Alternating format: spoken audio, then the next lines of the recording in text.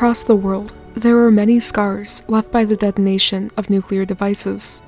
Most of these modern nuclear craters were made during the testing of nuclear technologies, rather than these craters being the result of nuclear attacks. All that is left in these nuclear craters are the burnt and melted remains of what had been present at the time of the impacts, as well as ejecta in the form of byproducts. There are anomalously high levels of fission byproducts below the surface of the soil in each of these modern nuclear craters. These anomalous byproducts include iridium, palladium, osmium, cobalt, and cesium, as well as the elements used to create the explosions, such as uranium and hydrogen, since only a small portion of the atoms placed into the device undergo the desired fission and fusion, respectively. Which byproducts are present is the result of which type of nuclear device has been detonated. The most well-known use of nuclear devices is that of the Fat Man and Little Boy models used in Nagasaki and Hiroshima in Japan. The Little Boy demolished buildings for at least 13 square kilometers or 8 square miles of the blast caused by the nuclear device detonated above Hiroshima, and caused over 180,000 people to pass away. The Fat Man, which was detonated above Nagasaki, created similar damage and caused another 140,000 people to perish. Despite the levels of destruction that the Fat Man and Little Boy caused, these nuclear devices were multitudes less powerful than the 57 megaton Tsar Bomba tested by Russian scientists in 1961. The Fat Man had a rating of only 21 kilotons, or 0.021 megatons, and the Little Boy had a rating of 15 kilotons, or 0.015 megatons. This makes the 57 megaton Tsar Bomba over 1,400 times more powerful than both the Little Boy and Fat Man combined.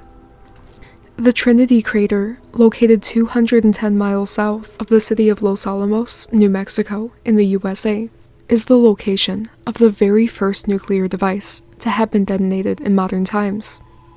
In the Trinity crater, there is a very large sample of what researchers refer to as trinitite, which is a byproduct left over by the Trinity nuclear device. Trinitite is the melted sand produced by the pressure and temperature of the nuclear detonation, creating a green, glassy, rock-hard substance. Trinitite contains radioactive isotopes that cannot be found in nature in such quantities or combinations, including cobalt-60, cesium-137, potassium-40, thorium-232, and uranium-238. One way in which nuclear devices are engineered to emit significantly more radioactive debris, and therefore result in more casualties, is through a process called salting. Salting does not actually involve adding salts. Rather, it involves encasing the device with materials that amplify the emissions of radioactive waste. Cobalt and gold are particularly effective for the purposes of salting a nuclear device, and drastically increasing radioactive contamination, extending further from the point of detonation than if the device were not salted. The radioactive debris produced from the detonation of salted nuclear devices is also accompanied by the remnants of the cobalt or gold used. This results in significant amounts of cobalt and/or gold below the surface of the soil in the regions affected by the blast, with these levels far exceeding those typically found in sediment, in addition to the iridium and other byproducts also produced from the fission reactions. After the city of Hiroshima in Japan had been devastated by the Little Boy device, the burnt remnants of the city fell from the sky in the form of glassy beads of a similar composition as trinitite glass. The remnants of the cities, as well as the soil and the remains of those who had perished in the attacks, were found to contain extremely high levels of radiation. Many of the survivors of the detonations soon developed cancer, and a large percentage of children born in the surrounding regions for the following decades had a variety of severe birth defects. Similar effects were seen in other regions across the world where nuclear devices were detonated, most notably in the Marshall Islands, where a series of nuclear tests were performed over the span of more than a decade. Even almost 70 years after the last of the nuclear testing in the Marshall Islands, The area has been deemed too radioactive to be safely inhabited. The amount of crops that used to be grown on the Marshall Islands was drastically reduced due to nuclear contamination of the soil. Most of the fish species that residents had relied on for food had also perished due to the blasts. The bulk of the coral reefs that the Marshall Islands had been known for were decimated. Birth defects and cancer in both animals and humans skyrocketed, leading to a drastically reduced population of life in general on the islands. These effects were the result of nuclear testing, which had not been intended or expected to cause such widespread indirect destruction of the environment. If nuclear devices had been used for worldwide warfare, they would result in far more devastation, not only from physical blast damage, but also indirectly by causing natural disasters, including earthquakes and tsunamis, as well as ejecting debris into the atmosphere, which blocks out the sunlight, thereby resulting in a worldwide cooling event known as a nuclear winter, and preventing crops from growing, which would severely limit the amount of food that humans and animals have access to. Interestingly, there are ancient Hindu documents which describe nuclear warfare in precise detail. The Bhagavad Gita describes a great war which happened approximately in the year 3067 BC, which is approximately 5090 years ago to this date. One section of the Bhagavad Gita describes devices of war that could destroy entire armies, causing crowds of warriors with steeds and elephants and weapons to be swept away as if they were the dry leaves of trees. The device was described as producing vertical, billowing smoke clouds, which resemble giant umbrellas, while another account in the text describes a single projectile charged with all the power in the universe. It was an unknown weapon, an iron thunderbolt, a gigantic messenger of death, which reduced to ashes an entire race. There was neither a counterattack nor a defense that could stop it. The device produced an incandescent column of smoke and flame as bright as 10,000 suns that rose in all its splendor. Afterwards, corpses were so burned as to be unrecognizable. Their hair and nails fell out, pottery broke without any apparent cause, and all the birds turned white. After a few hours, all foodstuffs were infected. Any target hit by the Brahmastra would be utterly destroyed. Land would become barren and lifeless, rainfall would cease, and infertility in humans and animals would follow for eons of time. The inventor of the nuclear warhead in modern times, and overseer of the Manhattan Project, Dr. J. Robert Oppenheimer, stated that he believed that the accounts provided in the Bhagavad Gita were accurate, and that ancient people had created and witnessed the usage of nuclear devices of the same variety as those used in modern times. When asked in an interview at Rochester University 7 years after the Alamogordo nuclear test whether that was the first atomic detonation, Oppenheimer's reply was, well, yes, in modern times, of course. Across the Earth, there were remnants of highly destructive events that had occurred in the ancient past. These impacts most notably take the form of very large craters, remarkably similar in appearance to those made by modern nuclear devices when detonated close to the ground. The largest and most notable of these ancient craters are located in the Yucatan Peninsula in Mexico, Greenland, South Africa, North America, and Australia. Within these ancient craters, the radioactive byproducts of nuclear fission have been discovered in anomalous quantities, surpassing that which would be discovered in nature under typical circumstances. Iridium is the most notable of these anomalous byproducts, having received the attention of scientists across the world seeking to determine the cause of these ancient craters. Iridium anomalies have also been detected at various locations in the oceans, particularly in the Atlantic and Pacific Oceans, and directly off the coast of Antarctica. Despite the lack of craters where these iridium anomalies are present in the oceans, scientists believe that there had once been an impact at each of these locations, which generated large tsunamis in the ancient past, as evidenced by sedimentary deposits on the surrounding landmasses. Within the ancient craters that are present on land, other ejecta byproducts have been found, including cobalt, gold, palladium, cesium, and even uranium. Glassified sediment of a similar variety as that created by nuclear blasts were discovered in and around the ancient craters. Strangely, there are also many instances of melted sediment in areas where no craters are to be found. The glassified sediment that was found could not have been caused by any known natural phenomenon, however. Meteors are known to produce small, rounded beads of melted sediment upon impact, which have been termed as tektites by geologists. Tektites, however, are drastically different in shape and composition to the melted sediment produced as a result of nuclear explosions. Trinitite, which is made from nuclear detonations, is green in color due to the high uranium levels it contains. Tektites produced by meteors, on the other hand, are either black, brown, or gray in color due to their composition of silica, iron, and carbon. After the 1945 Trinity test in New Mexico, a nuclear engineer named Albion Hart noticed that the trinitite glass produced by the detonation was similar to the material that he had seen in the Libyan desert decades earlier.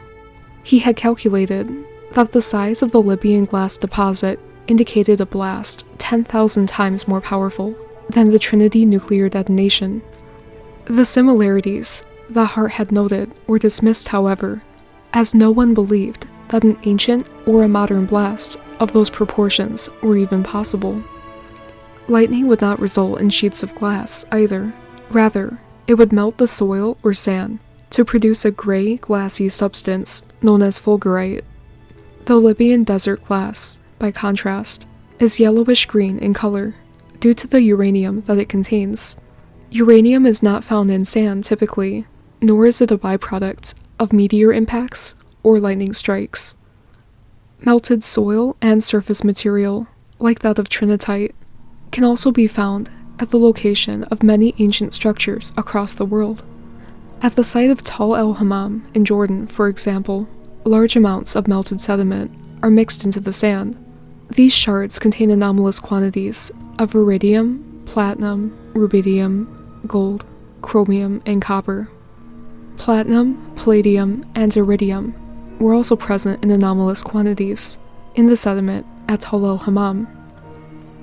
In a research paper written by Ted E. Bunch, Malcolm LeCompte, and others, the authors state that even though an atomic blast is not applicable because of the historic absence of atomic explosions in the area, an atomic blast produces a wide range of melt products that are morphologically indistinguishable from the melted material found at Tal el-Hammam.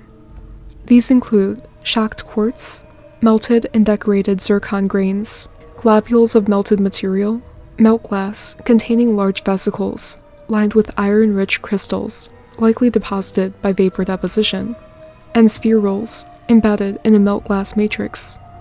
The researcher's statement in this article supports the point that if it were not contrary to the current paradigm that nuclear explosions had occurred in the distant past, scientists would agree that these sites had been destroyed by atomic blasts, rather than making any other, less supported claims as to the cause of damage.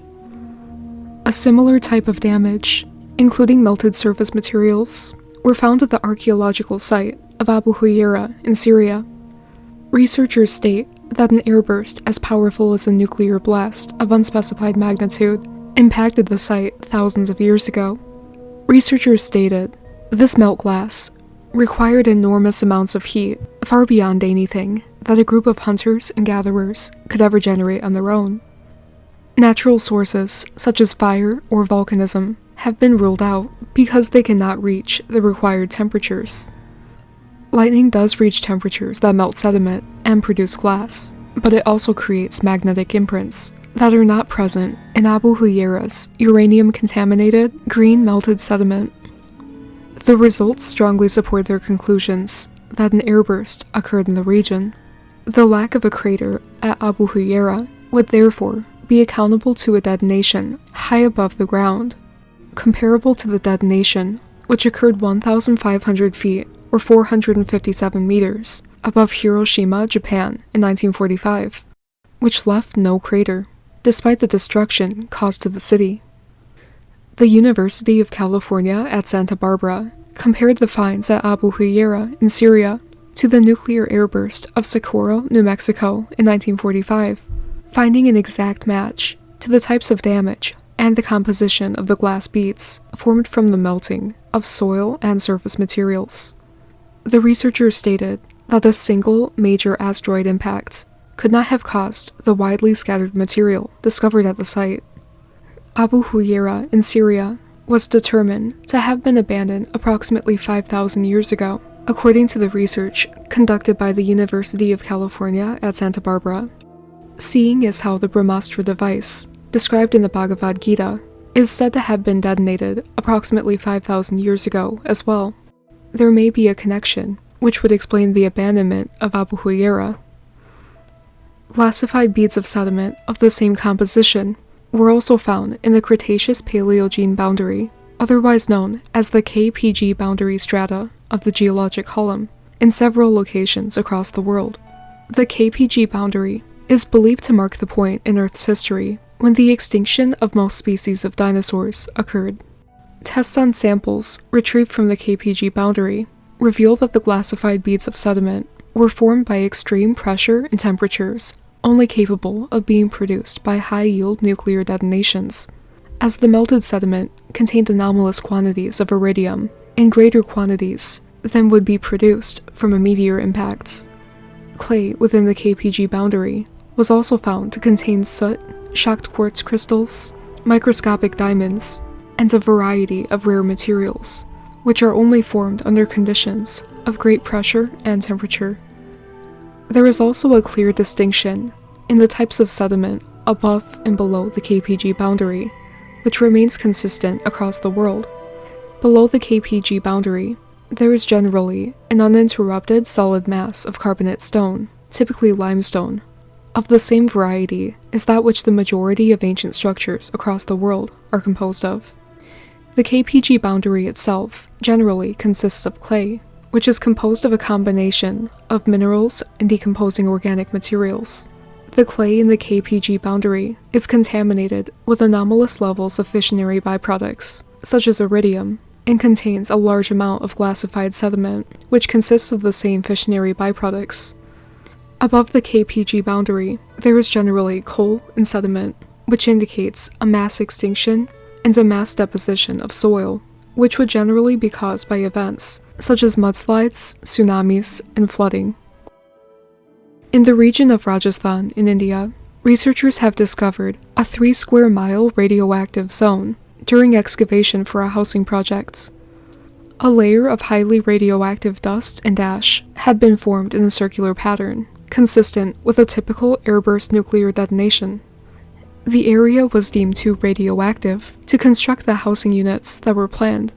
India's Defense Research and Development Organization built a laboratory at the site in 2016, and they developed a drone-mounted radioactivity sensor, which has since discovered more information in the levels and patterns of radioactivity in the area, confirming that there had been some form of nuclear detonation at the site approximately 5,000 years ago. This is in sync with the date provided in the Bhagavad Gita of the detonation of the Brahmastra, which caused very widespread destruction, as well as the abandonment of the ancient site of Abu Huraira in Saudi Arabia. The ancient site of Mohenjo-Daro in Pakistan, estimated to have been built approximately 2600 BC, or around 4,600 years ago, also exhibits strange anomalies, indicating the occurrence of nuclear explosions in the ancient past. Large portions of stone and sand at this ancient site have been melted, forming a glassy, green rock-hard substance, similar in appearance to the trinitite formed from the modern detonation of the Trinity nuclear device. The bodies of 44 individuals who had resided at Mohenjo-Daro in ancient times were discovered to have been forcefully knocked over into the earth, resulting in their passing. Their bones were reportedly found to contain very high levels of radiation, over 50 times that which is found in bone matter typically. Ancient remains discovered across the world are also riddled with signs of birth defects and cancer, both of which are increased in likelihood as humans are subject to radiation. The locations with the highest rates of birth defects and cancer in ancient humans are where modern-day Peru is in South America and in the regions of India and Pakistan. Most mainstream scientists have accepted the recent theory that the iridium anomalies in the KPG boundary were created by several meteor impacts that had occurred around the same time. The most prominent of which produced a crater in the Yucatan Peninsula in Mexico, named the Chicxulub crater. There are several different types of meteorites, each with their own specific compositions and ejecta. Most meteorites that have been recovered are what are known as chondrites. Chondrites consist mainly of iron, magnesium, silicon, and oxygen. Many chondrite meteorites even contain organic matter, including amino acids. Scientists believe that the Chicxulub crater was a carbonaceous chondrite of the Cm or Co variety. These types of meteorites contain an abundant variety of complex organic compounds, such as amino acids and purine pyrimidine nucleobases. They are not known to contain significant levels of iridium or any of the other elements claimed to have been in the Chicxulub meteor. However, there is no conclusive evidence of any meteorite in the Chicxulub crater, nor in the majority of the other ancient craters across the world. There are several different types of meteorites that have been discovered, but the composition of these meteorites are significantly different from the claimed composition of the non-existent Chicxulub meteor. One type of meteorite that is often discovered is known simply as an iron meteorite. A typical iron meteorite, apart from containing iron, consists of 5 to 10% nickel, about 0.5% cobalt, 0.1 to 0.5% phosphorus, and 0.1 to 1% sulfur, and very small amounts of other elements that would not result in anomalous levels in sediment due to ejecta.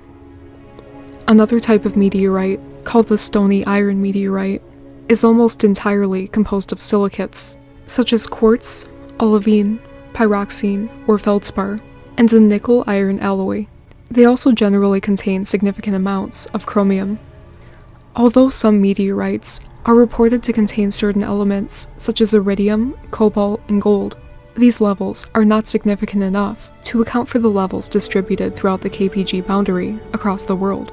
The largest meteorite to have ever been discovered is known as the Oba meteorite, which was found in Namibia, Africa in 1920.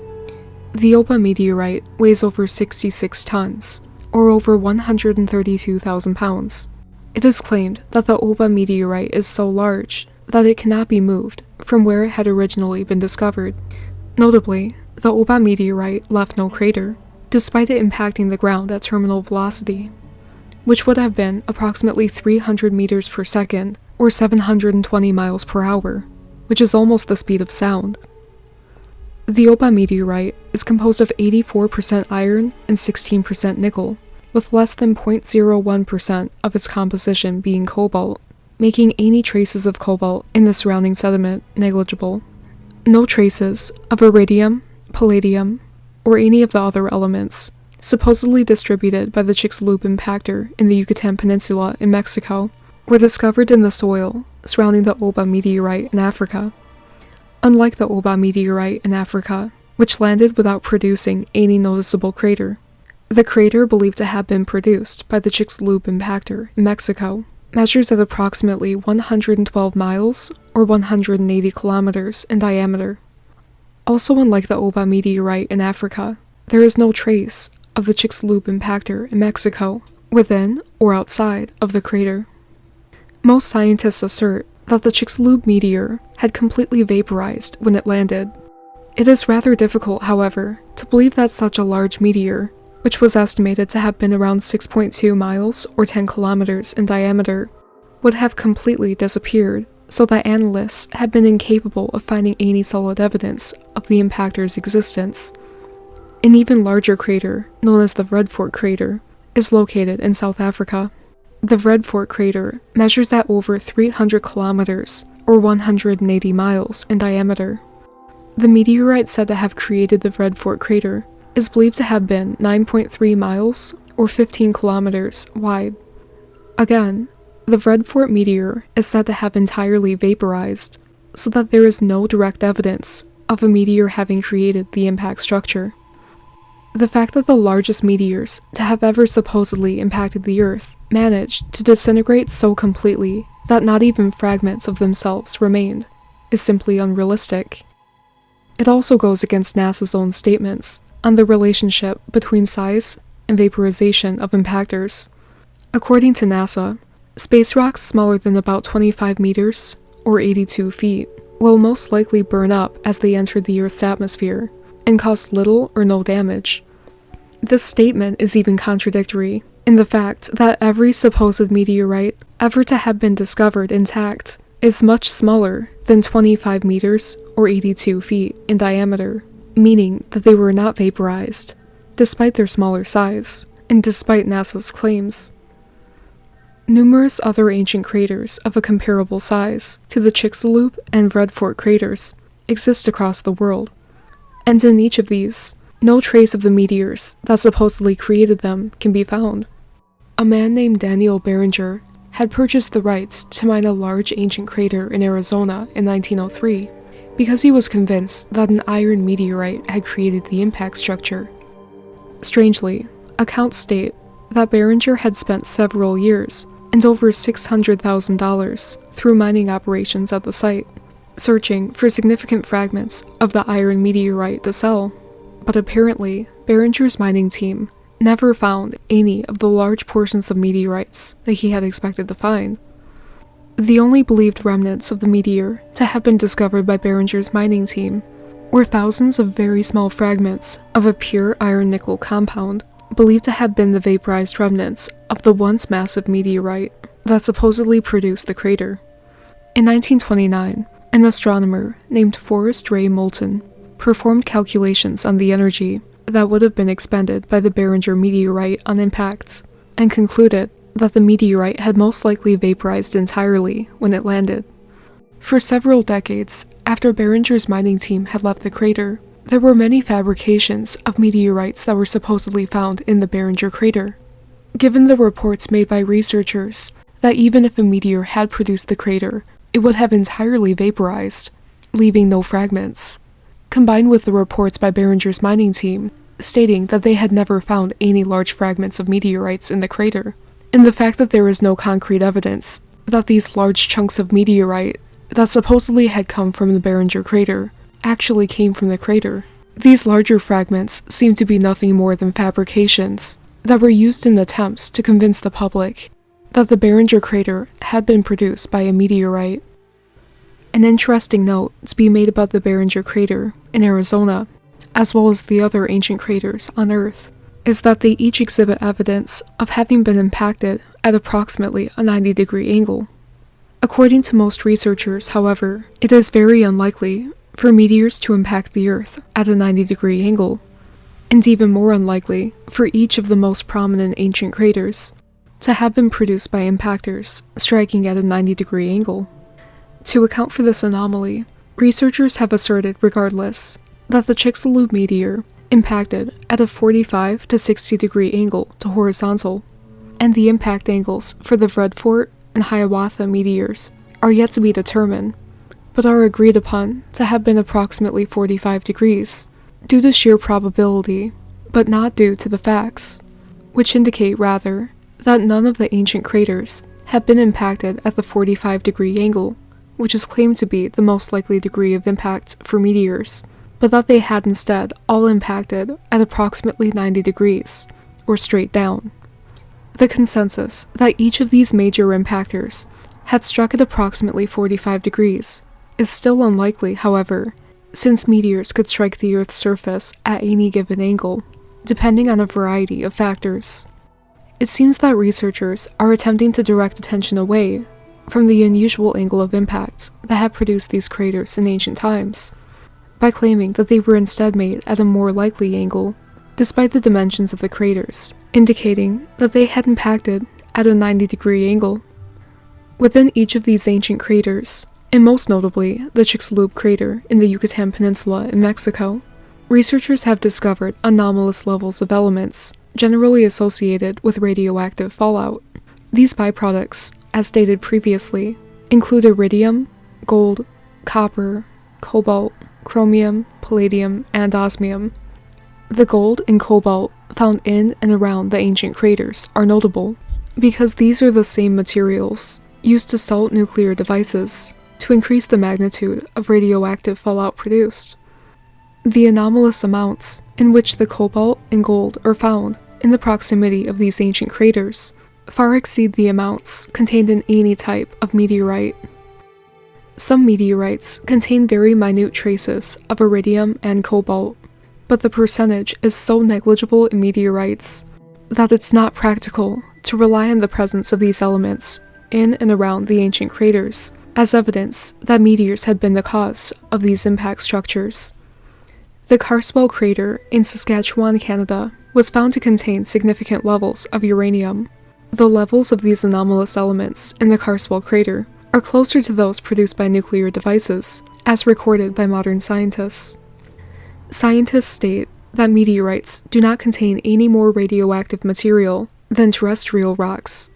What else, then, would truly account for the radioactivity of locations where meteors are believed to have impacted, if meteors and meteorites are not any more radioactive than the rocks and sediment that they're impacting? In order to create an impact structure as large as the Vredefort crater in South Africa, a nuclear device only rated at approximately 150 megatons would be necessary. This is only 50% more powerful than the most effective device created by Russian engineers in 1961, which is over 60 years ago to this date. As technology is constantly improving, it would be possible to produce a nuclear device capable of making a crater of the same size, if not larger, than the largest ancient crater on Earth. Scientists have admitted that the evidence, as described in this video, would demonstrate that there had been nuclear detonations in the ancient past. However, most scientists dismiss this possibility because it contradicts the current paradigm.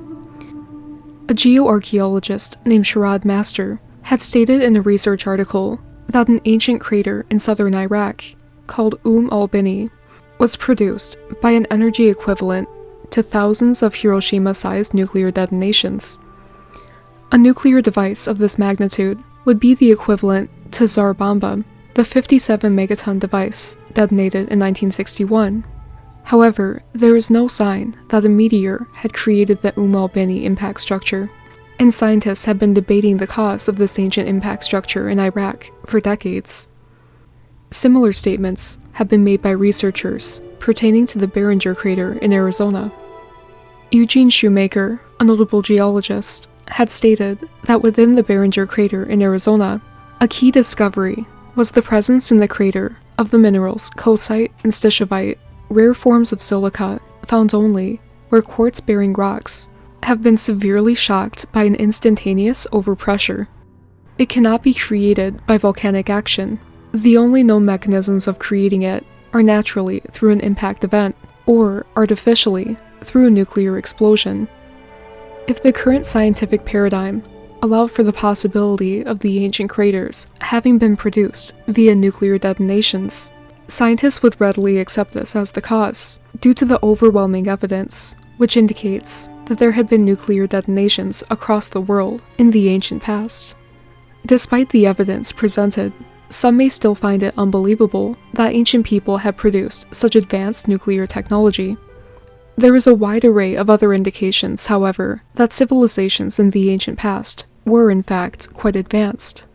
As shown in previous videos, many advanced technological devices have been found embedded in rock and coal and buried deep under soil, which indicates that these devices had been created thousands of years ago. The megalithic structures that ancient people built were not as crude and easy to build as most archaeologists will tell you. The cutting and moving of the rocks is more advanced than the techniques used in modern construction. Ancient people built with stone, not because they were primitive, but because it was the best material to survive catastrophes of almost every type. Albert Einstein, who had also worked on the Manhattan Project in the 1940s, was reported saying, "I know not with what weapons World War III will be fought, but World War IV will be fought with sticks and stones," which refers to the fact that as more powerful and dangerous technologies are developed, they have the potential to reset humanity to a primitive state, which may be what happened in the ancient past, as the very powerful nuclear devices which had been developed eventually resulted in humanity being reset to a primitive state between 4,000 to 5,000 years ago. The apparent nuclear devices, which had been detonated across the world in the ancient past, may have been the catalyst for destabilizing the continents and resulting in an even greater catastrophe than nuclear warfare, which concluded in the mass extinction of life on Earth. Modern scientists and religious scholars have acknowledged that there had been a mass extinction in ancient times, and many scientists have also acknowledged that there are indications that there had been a worldwide nuclear exchange in the ancient past. In order to conform to the current paradigm, however, scientists disregard the wide range of evidence that has been uncovered indicating the presence of nuclear warfare in ancient times, and instead they attribute these craters, elemental anomalies, uranium-contaminated sediment, and the mass extinction to meteor strikes, which there is no conclusive evidence of. If scientists were to base their conclusions off of evidence, rather than personal beliefs and desires, then they would admit that these conclusive factors indicate nuclear detonations as a probable cause, instead of the currently accepted paradigm that the mass extinction had been caused by meteors.